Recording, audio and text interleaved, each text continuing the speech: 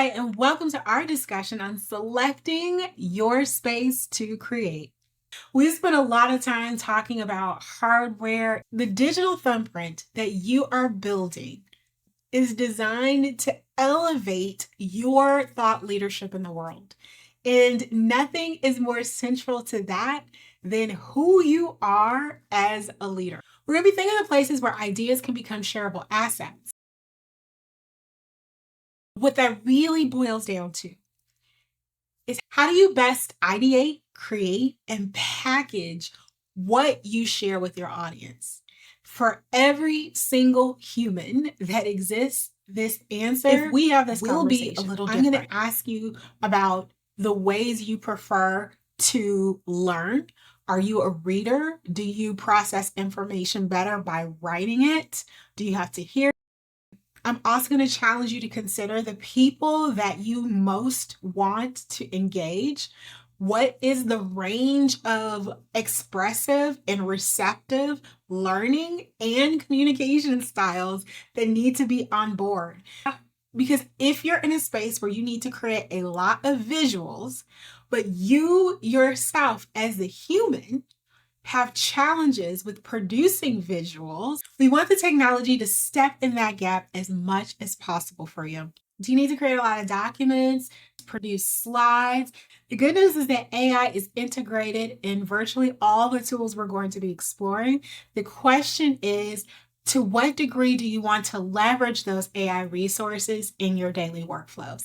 And that's worthy of conversation. Unique to every human, every individual platform. One of the things I want to draw your focus in around most in this particular conversation is the ability to ship directly from the source.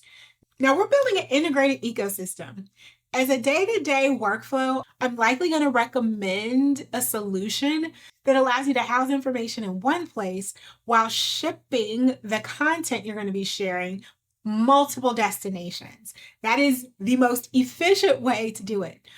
But even with that, we always want to have backups and redundancy. It may sound counterintuitive. Why would we want to have a redundancy? Technology is technology, and a platform can go down at any time. And if a platform goes down, you want to be able to reach your audience through alternative mechanisms. If having the ability to serve content directly to your audience, even if your primary delivery mechanism is offline, is always a good thing. We are diversifying your distribution options. Let me drill in here and give some examples of where I think you want to make some decisions. Because every leader is different, my recommendations for a space to create are going to be very unique to who you are. As we talked about our workspace suite, consider that baseline. Let's assume you've already selected into your Google workspace or Microsoft Office journey. In that case, depending on which one you're in, you're looking at slides, sheets. You can create PDFs and put it on your drive. Same thing is true on the Microsoft side. You've got your Word, you got your Excel, PowerPoint, you can do SharePoint sites, all the things. Then you're going to have other options outside of that Basecamp.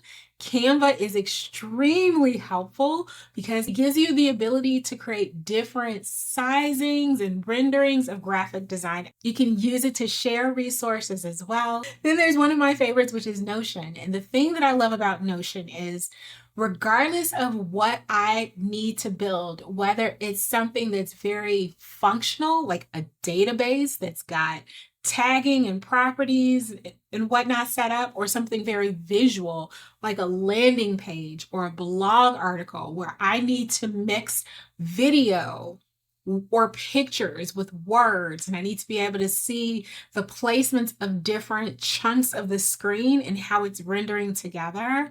Notion is very flexible and adapting to all the various use cases. So on one Notion page, I might be in a project management database where I'm looking to move status reports and figure out how to prioritize and triage time.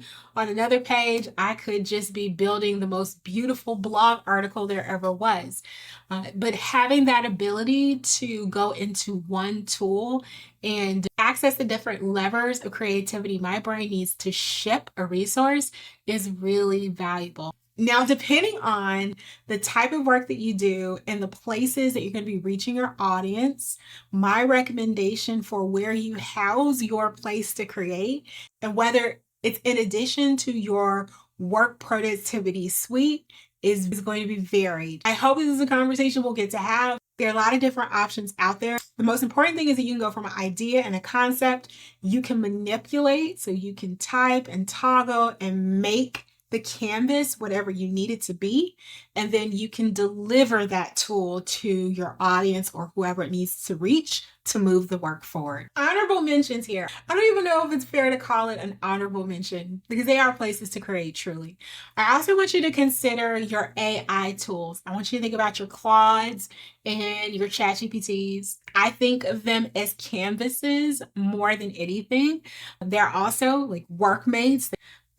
They've got all these agentic properties to them now. They're blending the borders and sometimes it's hard to know which category to put them in, but I place them in a place to create. And I think that they are mission critical. And most of us are already using these tools in one way or another. The question always comes down to how much integration do you need them to have in your daily workflows?